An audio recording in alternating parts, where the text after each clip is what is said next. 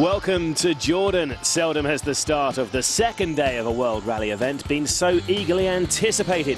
After day one was lost from the schedule, today is when Rally Jordan finally gets underway, and there is quite a ride ahead of us.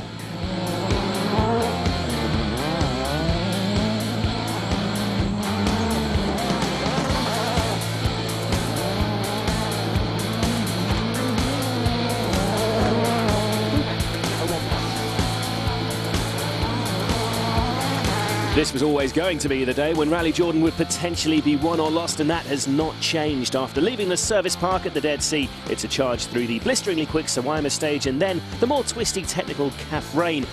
Every rally we select a stage of the day. Here in Jordan, it's the 41 kilometres of Jordan River. One of the most challenging stages of the season. Win this stage and you stand a good chance of going on to win the rally. We also select a driver to follow throughout the weekend, and here it's Emirati Khalid Al-Qasimi. We'll follow his progress throughout this crucial day here in Jordan. The 6 stages ahead will test the WRC's finest as they tackle a combination of blisteringly quick, tire-torturing roads peppered with high-speed blind crests. This is World Rallying at its very best, and you've got the best seats in the house. The reason Jordan's first day had to be cancelled was due to an unavoidable delay in the arrival of the essential infrastructure that all the teams had shipped from the last event in Portugal.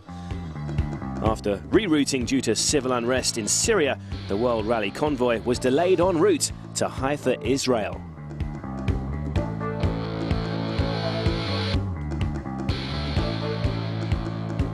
When the 37-truck convoy eventually arrived at the Dead Sea, the teams worked through the night to get the rally underway.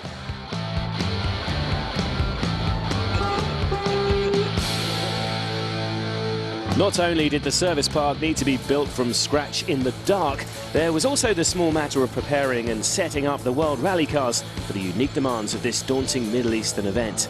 Eventually, the first day dawned with the service park almost completed and the cars ready to roll.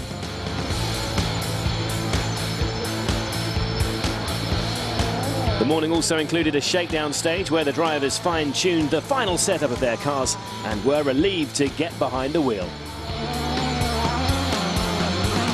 Finally we can get behind the steering wheel and we can drive. As pleased as anyone to get the rally underway was local hero and our featured driver Khalid Al-Qasimi. He'll be desperate to put in his best ever WRC performance this weekend. Finish, the most important thing, number one. Number two, if we carry a good pace. Yesterday, the last run in the checkdown, we was doing a few changes in the car. A few things I want to adjust in the car too. That will maybe it will improve. It's gonna go better or maybe worse. But I need to try a few things in the morning, and from there, if it's better, hopefully get a better pace. Yeah. This is how the WRC crews will line up on the first stage. Mikko Hirvonen starts ahead of Sebastian Loeb. The pair are currently tied on 58 championship points. Third in the title race and third on the road is Jari-Matti Latvala. Sebastian Ogier is fourth. Peter Solberg will hope for an improvement in luck and has a favourable road position starting fifth. Then come the M Sport Stobart drivers Mads Osberg, Matt Wilson and Henning Solberg, with Kimi Räikkönen, Federico Valagra, Dennis Kuipers and our man Khalid Al-Qasimi among the last WRC runners. So finally, after an incredible effort from all involved, Rally Jordan is about to get underway for real. We've lost the first day, but there are still 14 daunting stages to come. Sawaima gets us underway. An incredible, fast and flowing stretch of road. It's a stage where brave drivers can really make an impact. First up, Mikko Hirvonen. And just taking this stage for a second, it really is an awe-inspiring road.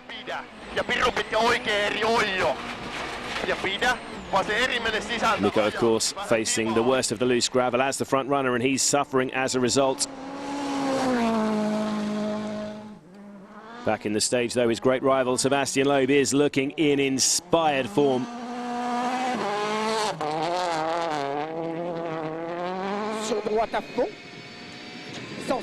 It often appears that the world champion is driving within himself, but not this morning. The Citroën Total man is taking some incredible risks as he seeks to set down a marker. It's been quite some run through the incredible Sawaima stage. That stage time isn't road cleaning. No, for sure. I gained that by pushing, for sure. but we'll see the other. I don't know. We'll see. Loeb making a really bold statement then. Jari-Matti Latvala is next to pass through. You can see why accurate pace notes are essential here. It's really difficult to judge the road verges with everything such a similar colour. Jari's pushed hard, but despite running behind Loeb on the road, he's almost 6 seconds slower.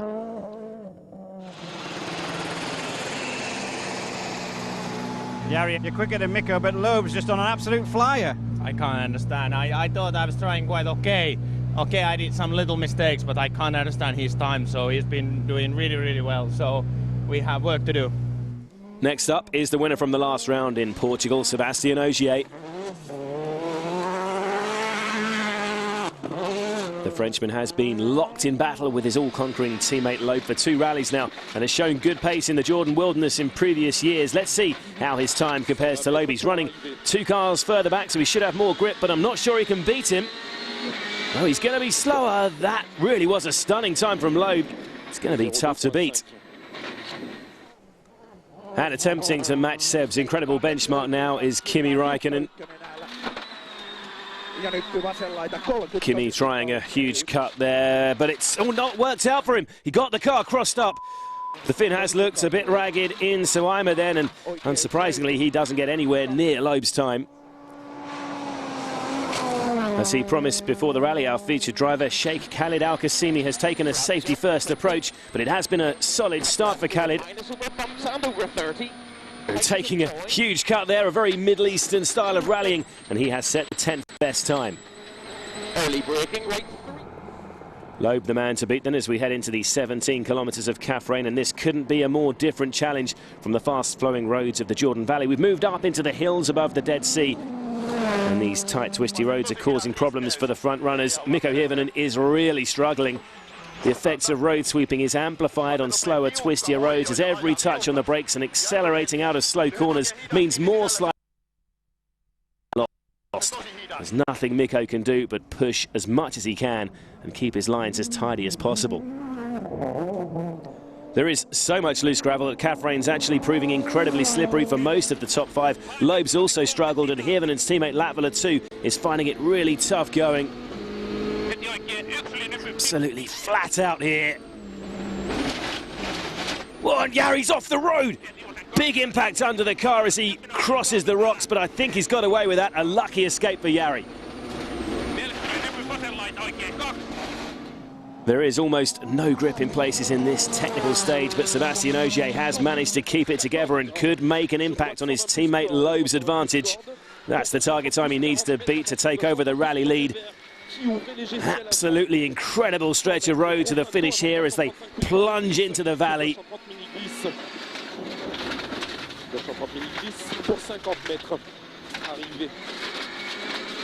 Oh, not quite, but they are now on the identical overall time. Could we have another epic fight between the Frenchmen on our hands in Jordan?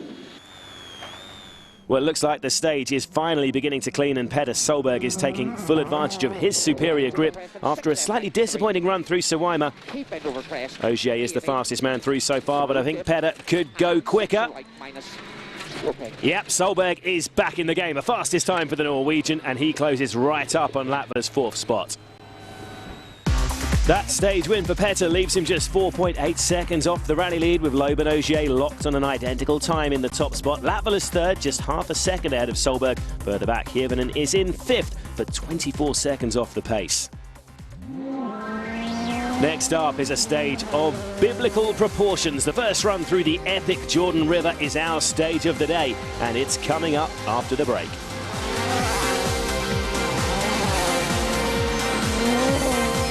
Welcome back to this incredible Middle Eastern adventure, and next up is this event's signature stage, the epic Jordan River.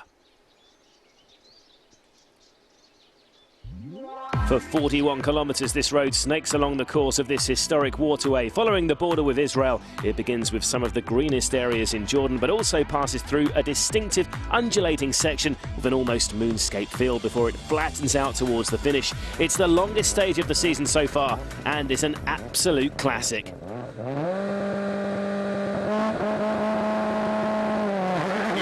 First to tackle this iconic stretch of road is Mikko Hirvonen.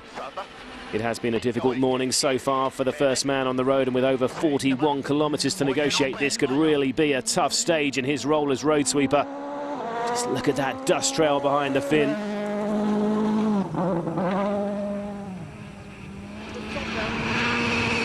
Sebastian Loeb, meanwhile, got off to a blistering start this morning, but again his teammate and compatriot Ogier has responded to his challenge. As we've seen in the two previous runnings of Rally Jordan, the mammoth Jordan River stage can play a big part in the outcome of this event. Back on the start line is Jari-Matti Latvala, the Finn, looking as focused as ever. Jari blasts off into our stage of the day.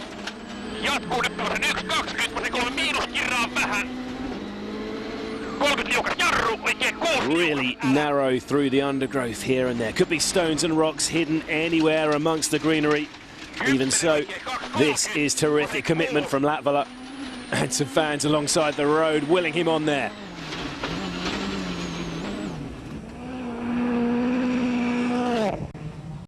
One of the drivers we really need to keep an eye on in Jordan River is Sebastian Ogier. With a clearer line, he could make a real impact in this long stage. And another aspect to consider in Jordan River is tyre wear. The new Michelins being used this weekend have a stronger structure to avoid punctures, but that could mean an increase in tyre wear. They're not as forgiving as their predecessors. Incredible scenery here as we rejoin Loeb up ahead in the stage. A first glimpse of the distinctive moonscape section as the cars plummet down into this bowl before attacking up the other side.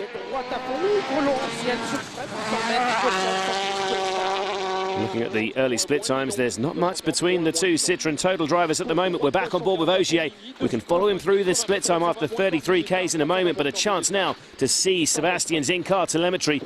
In one of the technical sections of Jordan River, plenty of gear changes. Hard work in the heat of the Middle East for these manual shift cars of the 2011 breed. And coming up to that split time now.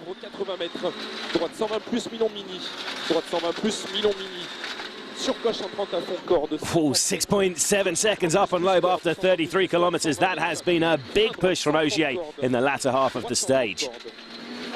Well, that later road position perhaps beginning to tell in this long stage then.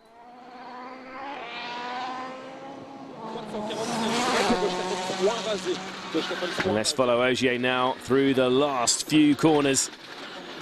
Sebastian searching for the fastest line, fighting for fractions of seconds through every corner. And he has smashed Loeb's time, 7.4 seconds quicker. A cracking drive from Ogier in Jordan River. Quicker than anybody else so far. The day just gets better for you. Yeah, it's okay. It was a good stage. Quite long and quite hot in the car, but it's okay. Ogier, the man to beat, and a man trying to beat him back in the stage is 2003 world champion Petter Solberg. 6 left long, tightens 1, opens half long, keep in. It's 1 right, and line 3 left plus, tightens 1 plus. Oh, a bit of a moment as the Norwegian hurls his Citroën DS3 through this quarry. He's giving it everything. And although he started our stage of the day almost 5 seconds behind Loeb with a good run through the last sector here, he could get ahead of the Frenchman. Flat over small crest, 150.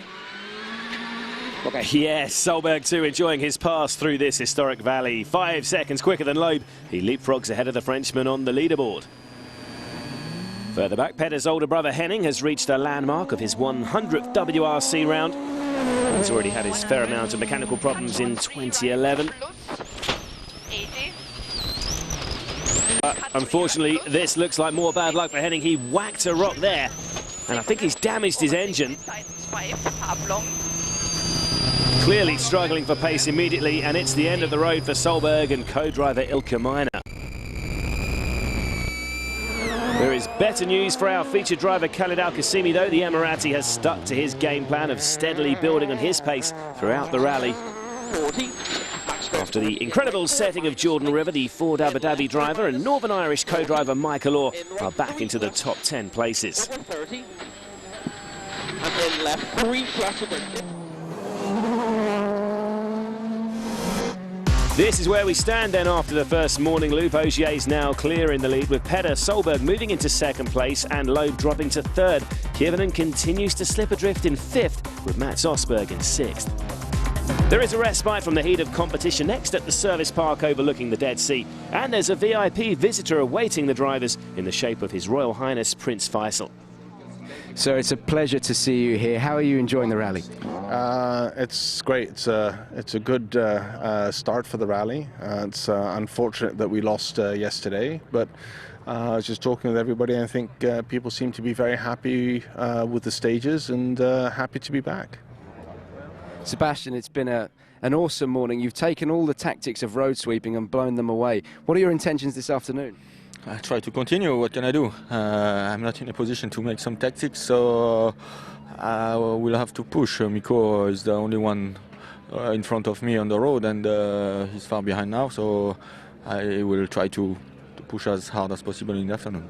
It's not long before the crews are back on their way into the heat and dust of the Jordanian wilderness.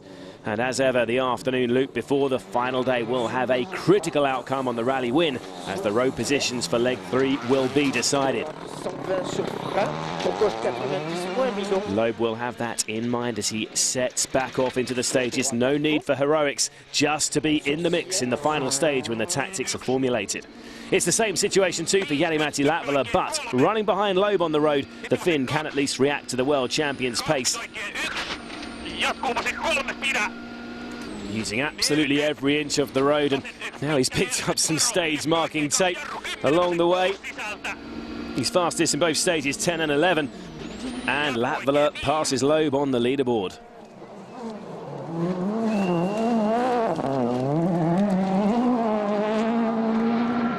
Well, Latvala's charge is food for thought for rally leader Sébastien Ogier.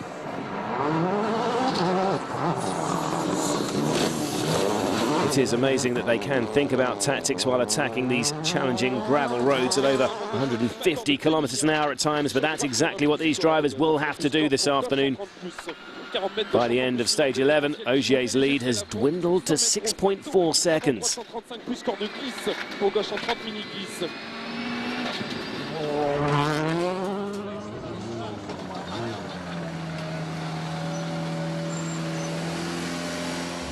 Now the gap is not enough, but maybe after the long one it should be okay. Where will you make your decision? The last split? Yes, of course. It's still any of the top four's rally for the taking, and that includes this man, Petter Solberg. 6 right minus half long. The Norwegian is slightly off the pace in stage 10, attempting to save his tyres for the 2 longer stages to follow. He backs off a little too much and slips to 4th. But Petter's compatriot Mats Osberg has hit problems again after a frustrating weekend in Portugal. This is looking like more bad luck for the M Sport Stobart man. A broken gearbox has sidelined Mads in stage 10. Exact same thing as Portugal. I released the clutch on the start line and the gearbox split in half, so exactly the same problem, and there is basically nothing to do. It's just to pull over where it's room for a car. Osberg's retirement also means a boost up the standings for our featured driver Khaled Al-Qasimi, and there's another position gained in stage 11 when Khaled passes his fellow Middle Eastern competitor Nasser Al-Attiyah.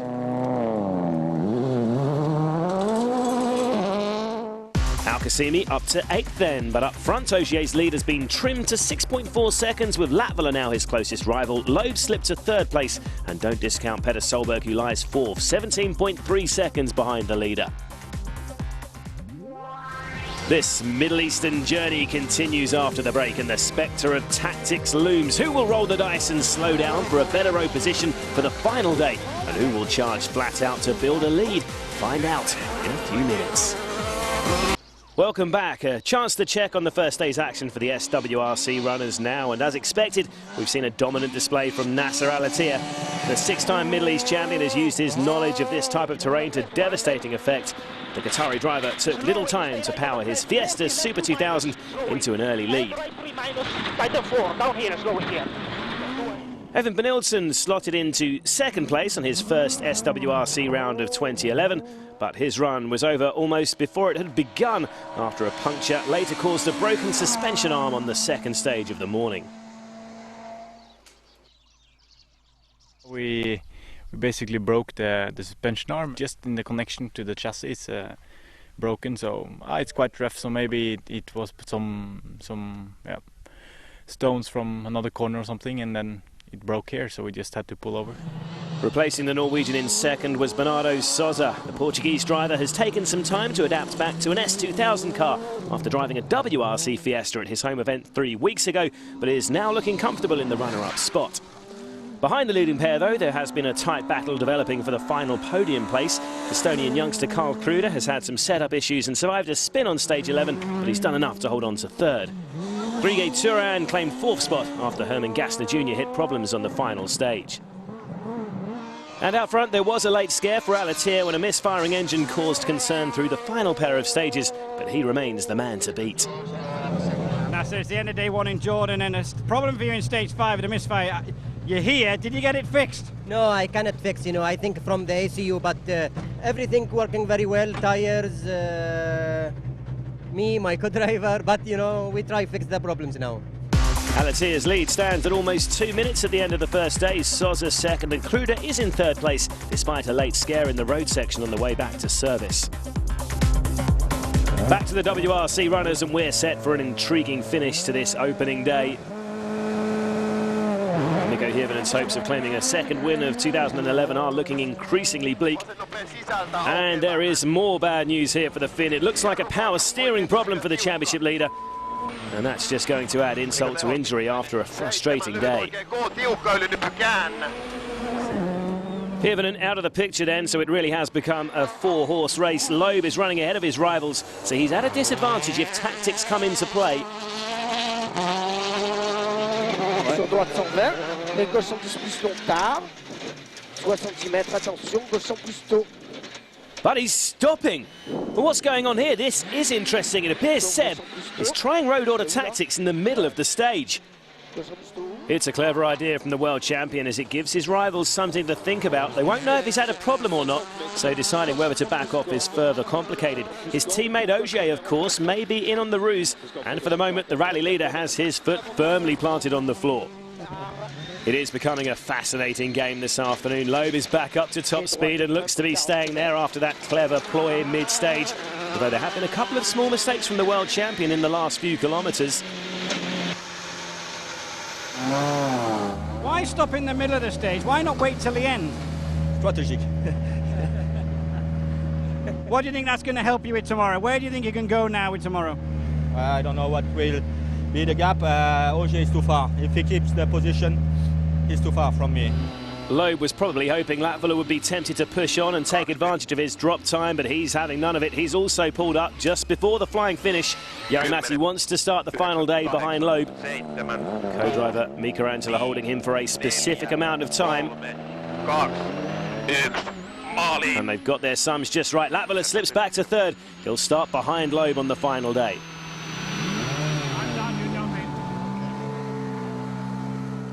We spoke with the team and we did the decision that we got the splits and we got the team tactics that we slow down. With two of his rivals backing off, Sebastian Ogier could potentially carry a healthy lead into the final day, and he is going for it. Ogier keeps his foot down. If he's going to win this rally, he's doing it from the front. He's now 31.6 seconds ahead of Loeb. It was just check the time of the other and take the decision, and when I saw this time, I decided to push. Petter Solberg still has a part to play, of course. He could follow Ogier's lead and charge ahead of Loeb and Latvala. 19 seconds. 19 but no, he too is slowing. Petter wants to stay in fourth place. 5, 4, 3, 2. And he does just that. He's over half a minute behind the leader, but has the best road position of the top four in the final day's stages. So after the first leg of this now two-day event, this is how things stand. Ogier will take a lead of over half a minute into Saturday's stages. Behind, the chasing pack are all very close, just 3.7 seconds separating Loeb, Latvala and Solberg. There are still 115 kilometres to run. Does Ogier have enough time in hand to stay out front as he sweeps the road? He has 3 drivers determined to hunt him down. Follow the news as always on WRC.com and be sure you join us again tomorrow with a thrilling climax to the Jordan Rally.